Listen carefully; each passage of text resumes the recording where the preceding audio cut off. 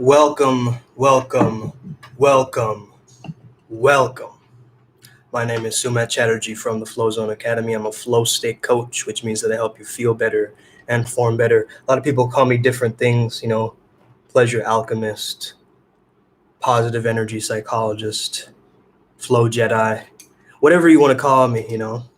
I'm here today to answer Josh Bailey's question, brother. Josh, he's on the Telegram group. And essentially, let me just go back to his question. I think it's a very interesting question, and I wanted to work on answering it today. So get comfortable, get a cup of coffee, get a cup of tea, microwave some food. We're going to be here for a bit, okay? Really breaking this down, okay? Breaking this down. So rewiring pain to pleasure and presence. That's the topic for today. Josh asked me, Sumed, I was watching Mind Smash the other day, and he was talking about a fighter who managed to rewire how he felt pain into pleasure. I mean, this guy was laughing when getting cut up by elbows, some crazy stuff. I was wondering if you ever tried this or something similar, maybe with hard work, or something to make yourself more driven. Okay. Now, I watched this video, Josh, on your recommendation, and I saw exactly what you meant. Right, and in the video itself, he referenced the Joker, right? The Joker's just laughing. He's going through suffering, he's going through pain, but he's just laughing. He's in a high vibration, right? Laughter is a release. Think about that. Laughter is a release, so he's actually letting go of the pain through laughing. Okay, that's the first thing that I would say. First thing, I'm going to be referencing my notes a little bit because I really want to break this down. I think it's a very interesting question. The first thing that really comes up for me is when I was back in college, right? Me and my friends at the time, Luai, Jim, James, Bessie, shout out to you guys. We started a fight club, okay? So juvenile, now that I think about this. We started a fight club, okay? Let me ask you the question, whoever's watching right now. Have you ever gotten punched in the face? Have you ever gotten punched in the face, just like completely, just like pop? Right? There's a certain adrenaline and endorphin that it's like your brain becomes online in that moment. Right? It puts you completely into the present moment because it's trying to protect itself. It's trying to preserve that fight or flight instance. And it doesn't know what to do next in that moment where it's being attacked. So you can either dodge or you can embrace getting hit and coming back even stronger and being the one who's doing the hitting, right? So when I think about that reference experience of me getting punched in the face, I remember like my brain was just like, wait a minute, I'm a primal being, right? I'm an animal. I'm a mammal at the end of the day, right? I'm just in this human form right now, but in my reptilian brain can very well recognize, my limbic brain can very well recognize being hit like that. And it transforms you, right? So that's the first thing that I would say, that pain is almost a waking up out of the illusion, a cracking of the Maya. It's a wake-up call, right? The pain is a wake-up call that there's something wrong right now. There's some danger, there's some threat, there's some moment of insecurity, and I'm going to lean into this pain right now. Of course, there's physical pain, but there's also emotional pain, spiritual pain, right? Mental pain. And the mental pain often comes afterwards sometimes from the physical pain. You see, we have a first initial pain that we're dealing with, but then a secondary pain that we're also dealing with. And that secondary pain is oftentimes created in our minds. Okay, it's created in our minds. So oftentimes it can be this portal for massive growth. We say pain is growth. Why do we say that? Because it's a portal. It's actually a portal. You're walking through this nightmarish realm, and you can either go down in the nightmare or you can make it a dream. You can go down in the nightmare and make it more nightmarish and hellish, or you can go up in that consciousness, getting you finely tuned, that ferocity becoming like horse blinders, getting you to focus on the task at hand. And that's how you raise in your consciousness, because you're actually becoming more mindful in that time when you're focusing on the pain. You see, risk is a flow trigger. It's a precondition for flow state. Okay, so when you can use the pain in the right way, and I'm not referring to chronic pain right here in this video. I'm not talking about very, intense cases of pain. Of course, we do need a healing period for that. Let me actually draw you guys a diagram. Maybe that'll help you out. Let me see if I have some paper here. So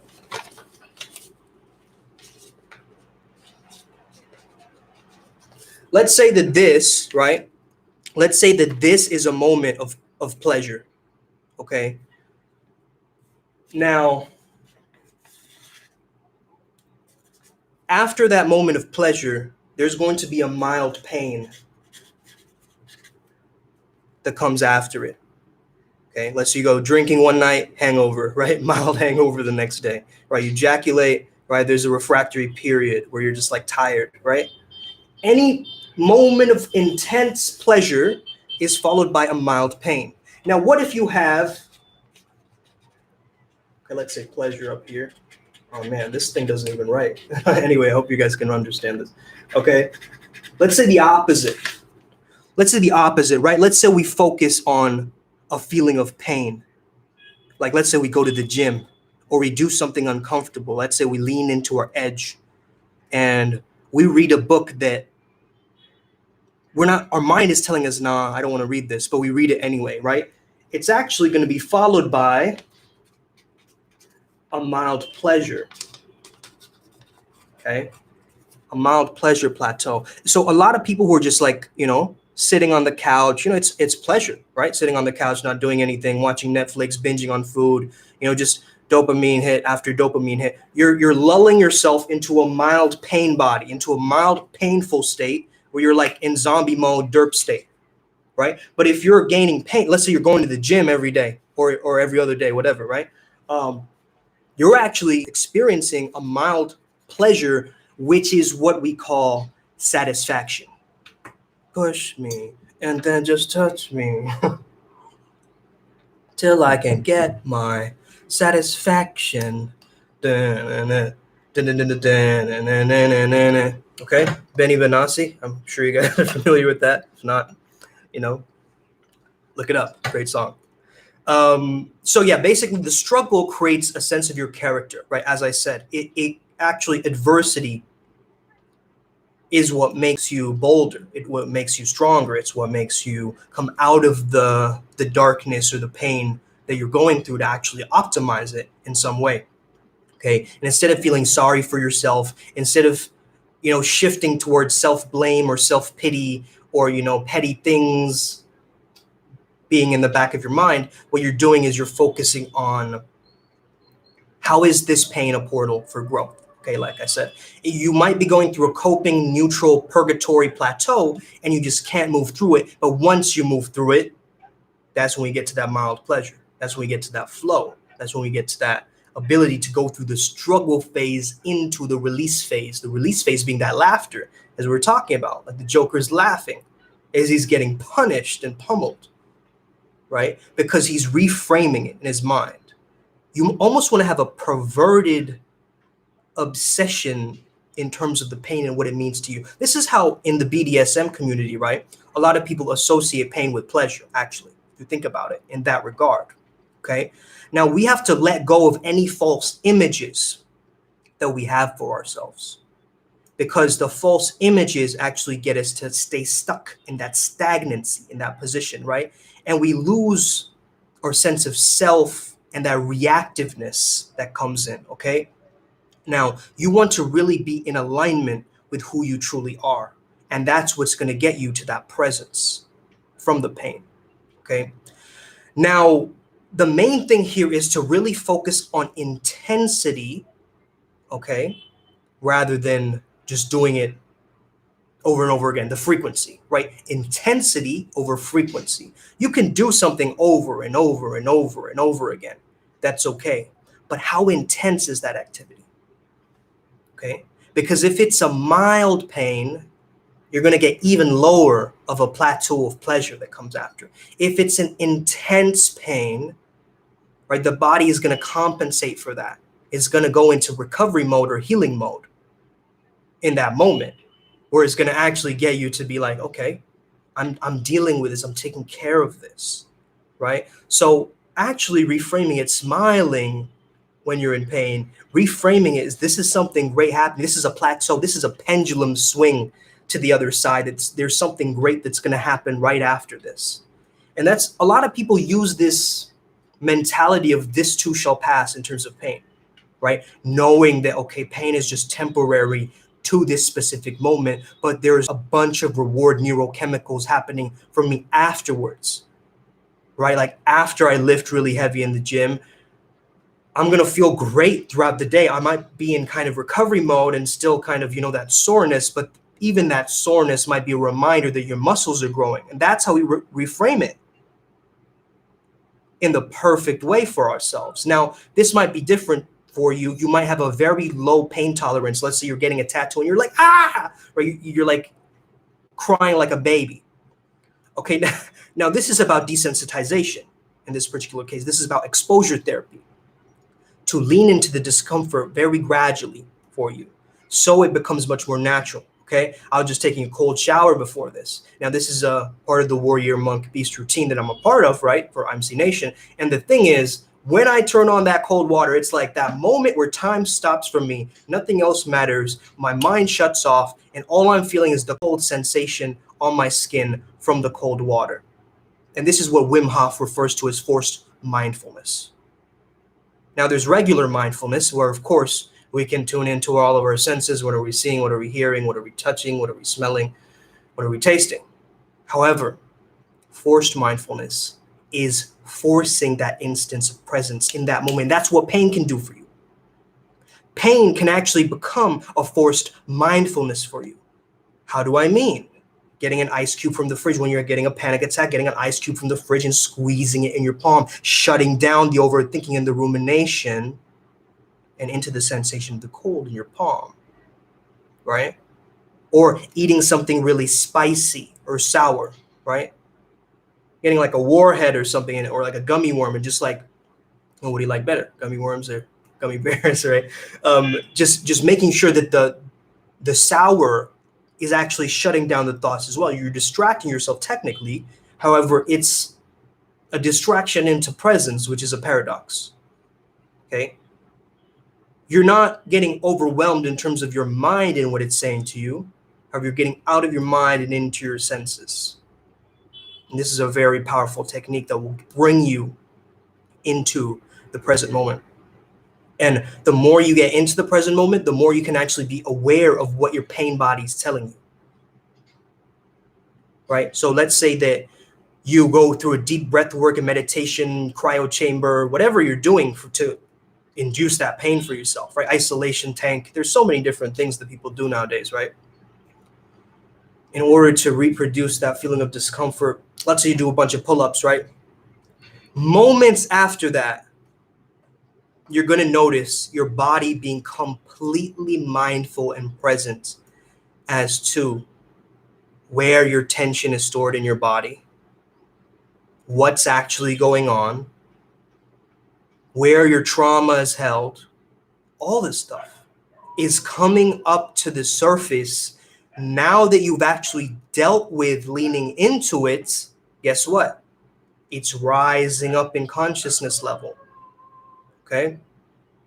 This is where you want to actually put your focus, is on the spotlight of where I'm feeling that tension, where the trauma is stored. A lot of people feel it in their heart and they feel heart walls, right? They're speaking to somebody, but then they feel like, my heart is going like super fast, right?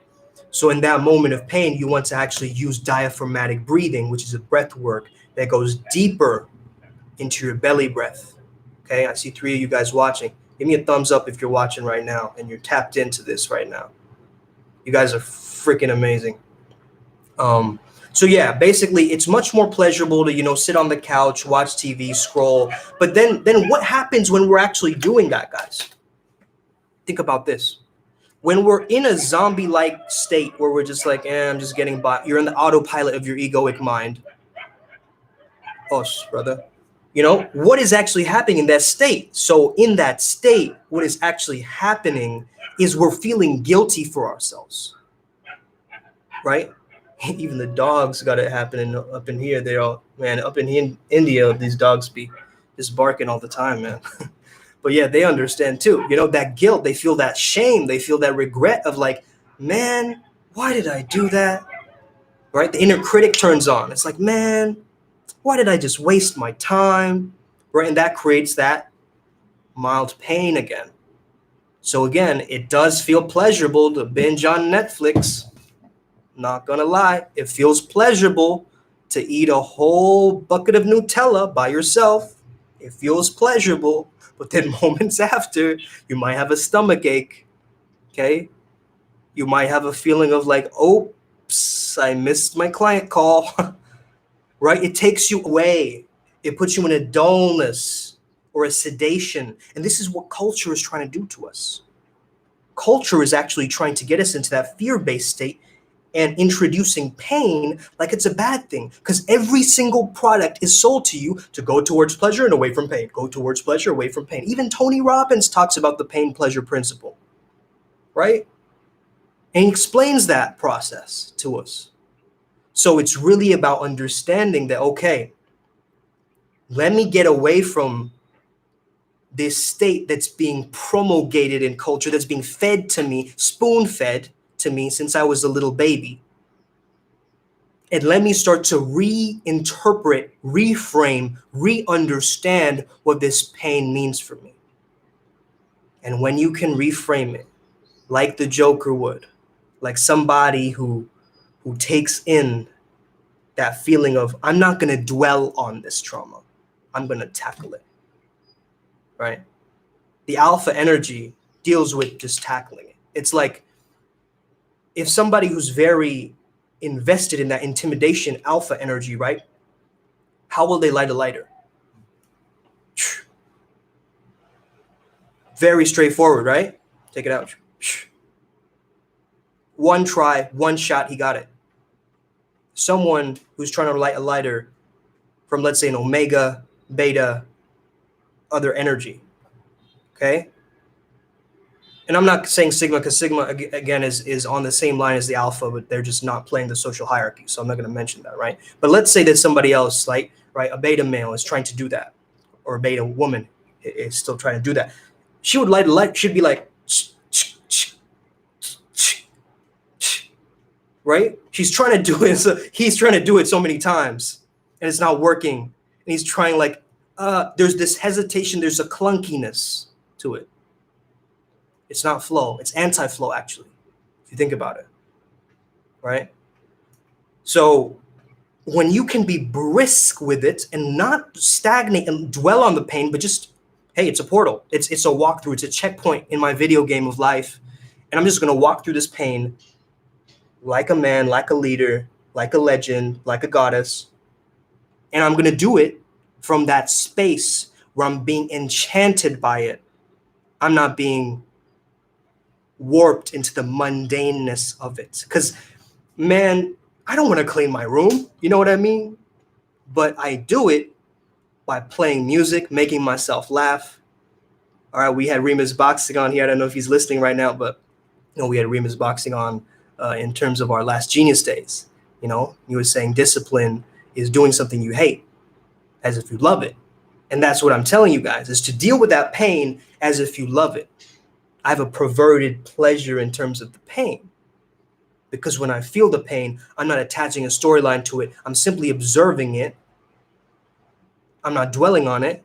But again, I'm seeing it as the portal, the breakthrough, the gateway to get me in alignment with my most authentic self, because that's what the pain body is there to remind us, is that we're out of alignment. And once we're back into alignment, guess what? We're in flow again. So that's all I have for this video. Josh Bailey, thank you for asking that question, brother. Thank you for the people tuning in right now. Give this video a thumbs up if you heard it all the way through. I see 3 people tuning in right now. Also, may the flow be with you and stay legendary. Let's get it today. Peace.